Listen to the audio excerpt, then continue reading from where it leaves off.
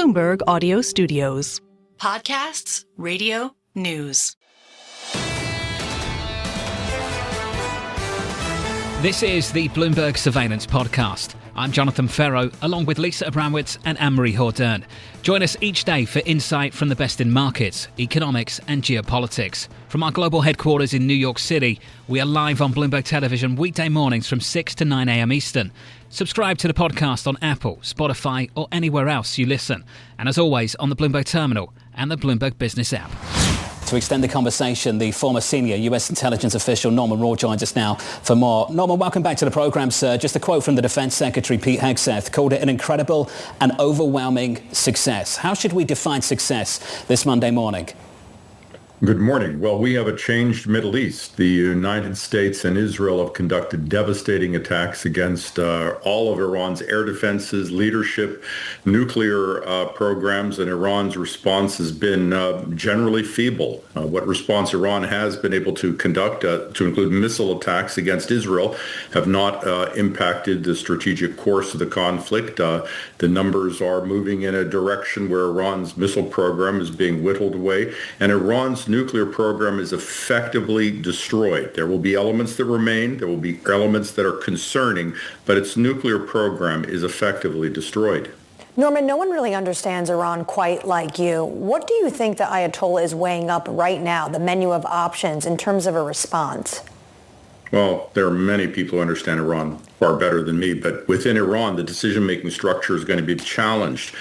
His leadership has been changed. He himself is in a difficult, hidden location. Some of his leadership is being hunted, perhaps, by the Israelis. They're under attack. Their economy is poor. Their population is restive. Let me give you an example of options and the challenges. If they close the Strait of Hormuz, they close off many of the foodstuffs, the vegetable oils, the primary goods that come into their country to feed the population.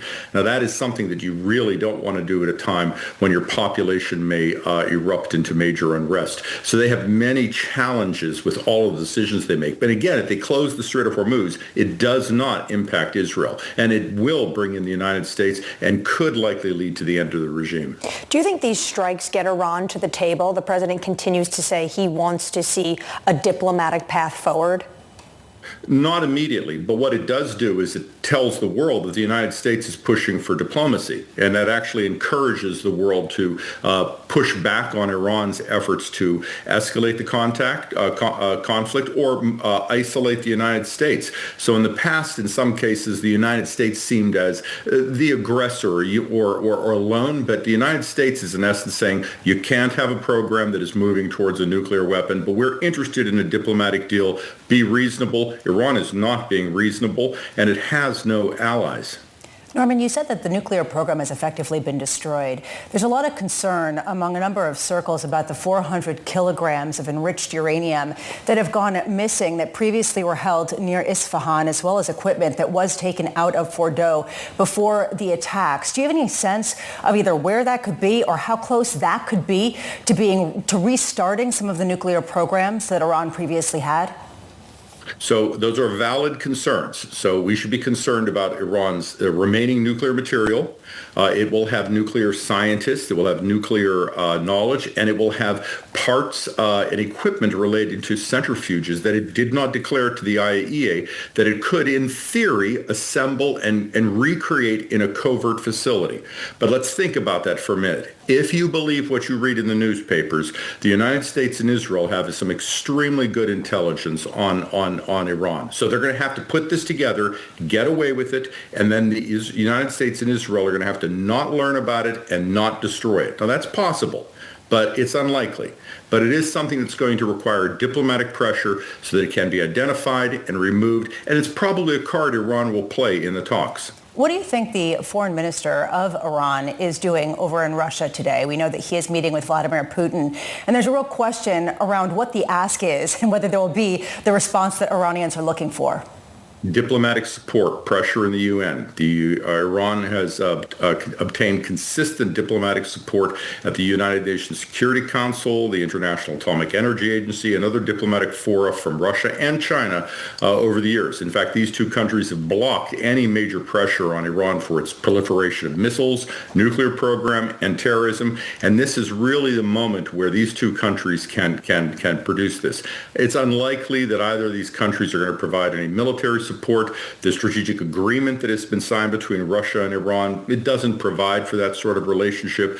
But Iran, again, it has no allies, but it does have partners who have provided support in international fora that may help on diplomatic talks. Norman, just before you go, just a brief assessment of this operation. 37 hours long, 125 aircraft, B-2 bombers, 4th and 5th generation fighters as well, 30,000-pound bunker buster bombs, missiles launched from a submarine as well. Norman, how smooth, how well executed were the logistics, the precision of this operation?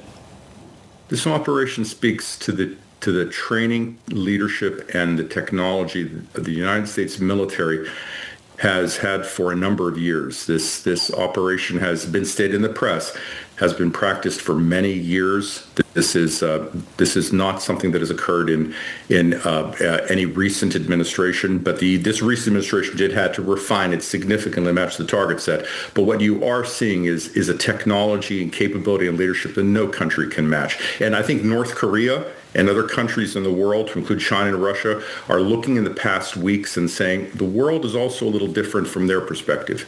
It's a strong final point. Norman, appreciate your time, sir. Norman Roule there, the former senior U.S. intelligence official.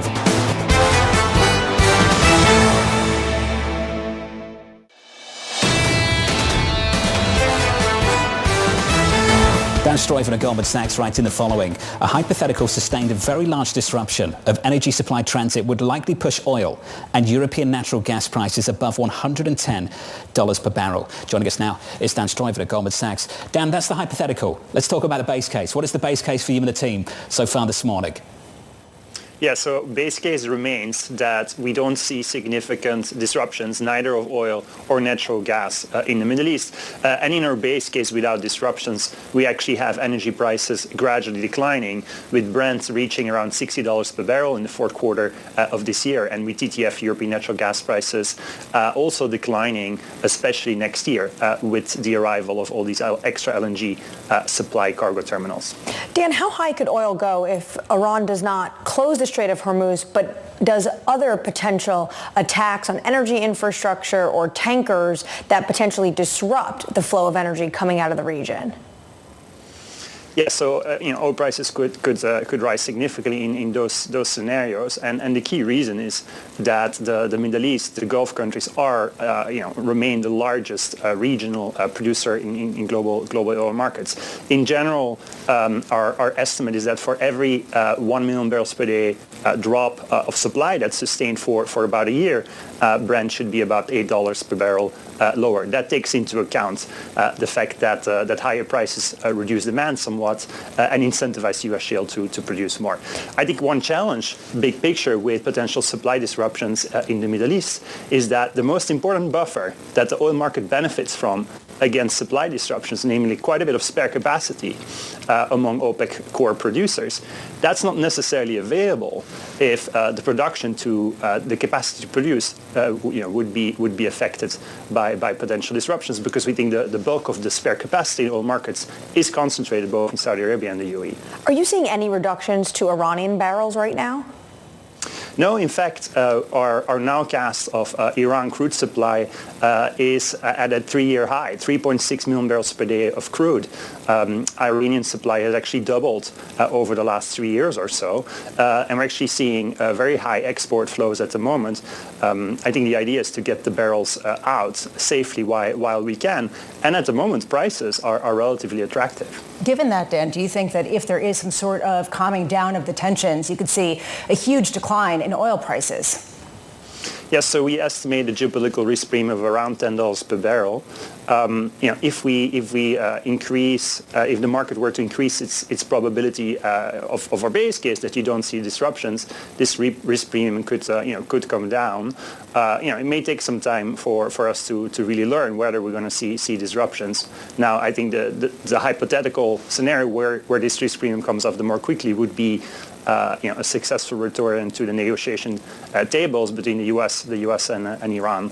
But I think otherwise it would take some time for markets to get more confidence in the base case outlook for disruptions. On the flip side, Dan, there's this question about how much the U.S. is going to be affected versus other countries or other regions. I'm thinking of Europe. I'm thinking of Asia. How big is the dispersion in terms of which areas would get disproportionately hit in terms of their energy costs based on a myriad of potential disruptions to oil supplies? Yes, so I would rank the vulnerability of the three big regions as follows. Most vulnerable, Europe, both because of the exposure to oil prices, but also natural gas prices, but also diesel prices, where Europe no longer imports diesel products from Russia, but is heavily dependent on the Middle East. Second, I would put Asia. And then third, vulnerable, but the least vulnerable is the US, because the US natural gas market is quite insulated from global markets, because the US is a large producer, and because the US exports are basically at capacity. So if we were to see large disruptions, oil prices would also rise and increase costs for the US, but the US would be the least vulnerable among the top three regions here. Dan, I'd love to pick up your point about how Iran is at a 3-year high when it comes to their barrels that they're producing and exporting. At the same time, the Trump administration says they have maximum pressure right now on Iran's oil industry, and they're going after the teapots and the banks in Hong Kong and China that facilitate all of this. How are they so high if this administration says they're at max pressure? Yeah, so to your point, about 90% of Iran's liquids exports, Iran is exporting just over 2 million barrels per day of liquids. About 90% goes to China. And I think over the last 2 years, the system has built out an alternative supply chain with shipping companies, with ports, with refiners, with alternative financial institutions that together ensure that these barrels continue to reach global markets, and in particular, quite price sensitive Chinese teapot refiners, which have wafer-thin margins, and they basically need those discounts to continue operating. Daan Struyven of Goldman Sachs. Dan, thank you, sir, as always.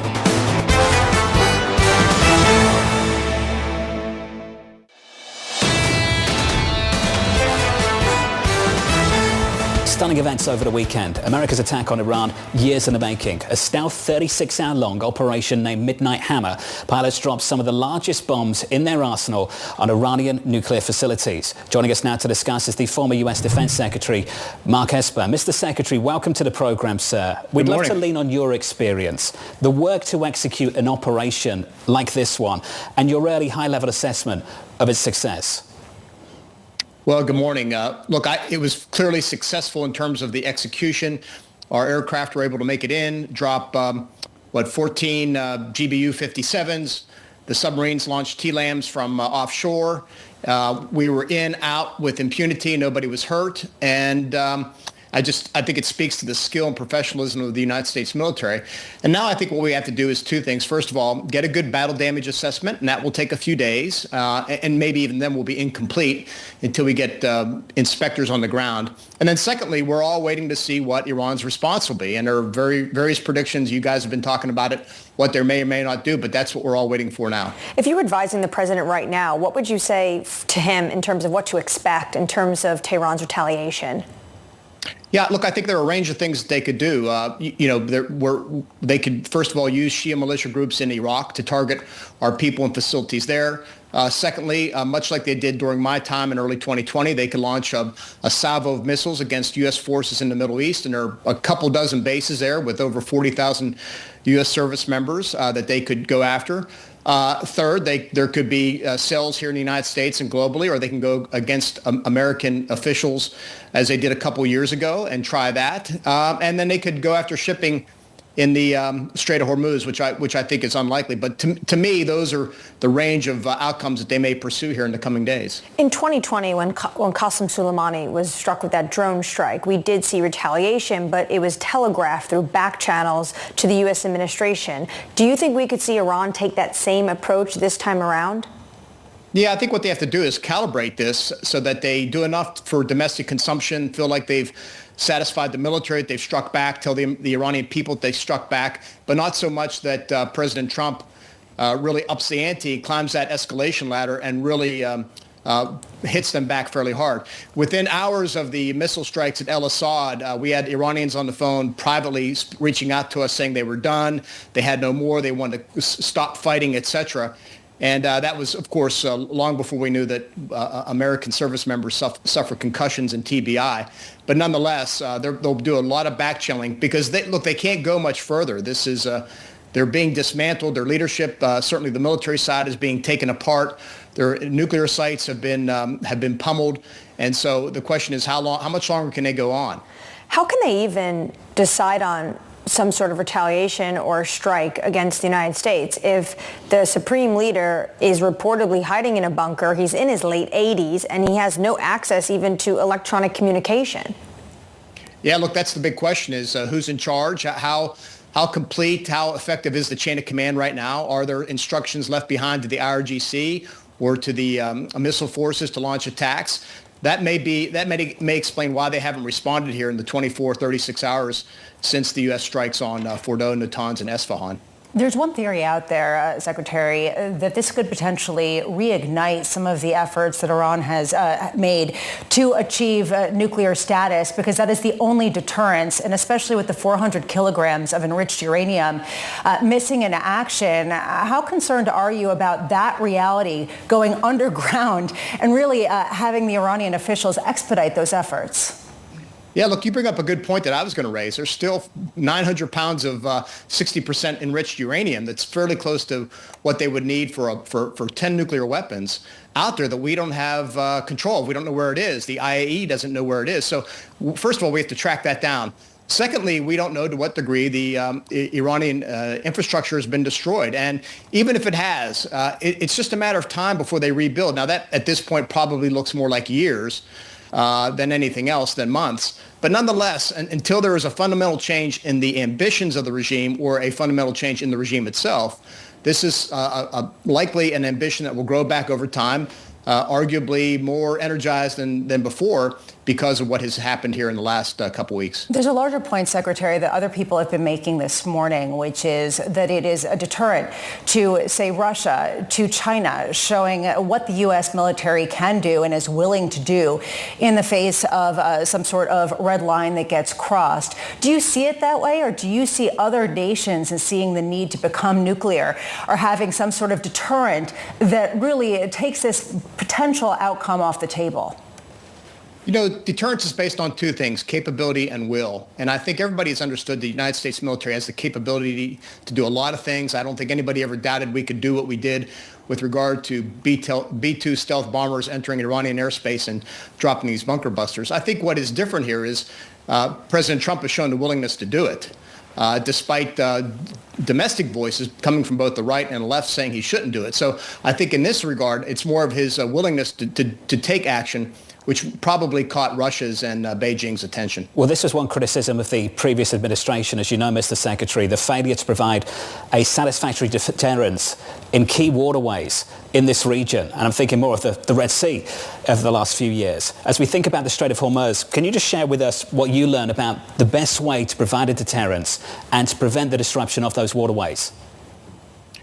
Yeah, well, look, I think sending a clear message, first of all, is important. But secondly, and I say this in light of the fact that the Iranian parliament yesterday voted that Iran should close the Strait of Hormuz, I think there's going to be a good argument if they strike back to take out the Iranian Navy, particularly those elements of the Navy that could shut down or obstruct or hijack shipping in the Strait of Hormuz. So you could sink the mine layers of the Navy. You could go after the swarm boats that tend to come up upon cargo tankers and take them ashore. You could knock out Iranian missile batteries on the coastline. So I think, to me, that would be the top of my list if Iran tries to shut down the strait or takes more aggressive action would be to take that card out of their hand, because everybody is concerned about shutting down the Strait of Hormuz, and yet even though it would fly in the face of their own interests, they continue to threaten that. Difficult to answer the next question, sir, but just a final question. Do you get the sense that American involvement in this operation is over, or do you think this might be ongoing? I think it's to be determined based on how Iran responds. I think President Trump's instincts have long been, since the time I worked with him, he does not want to get involved in wars. He doesn't want this to go on and on and on. I think if Iran shoots missiles and they're largely feckless, I think we stand back. We probably continue to support the Israelis with munition and intelligence and defensive air defense capabilities. But I think in terms of continuing strikes, we probably step back at that time and then urge a negotiation. By the way, a negotiation between Iran and Israel that's going to have to include a return to the non-proliferation regime and inspectors and verification mechanisms on the ground in Iran. That's absolutely critical. A deeply thoughtful conversation, sir, and we appreciate your time. The former US Defense Secretary, Mark Esper.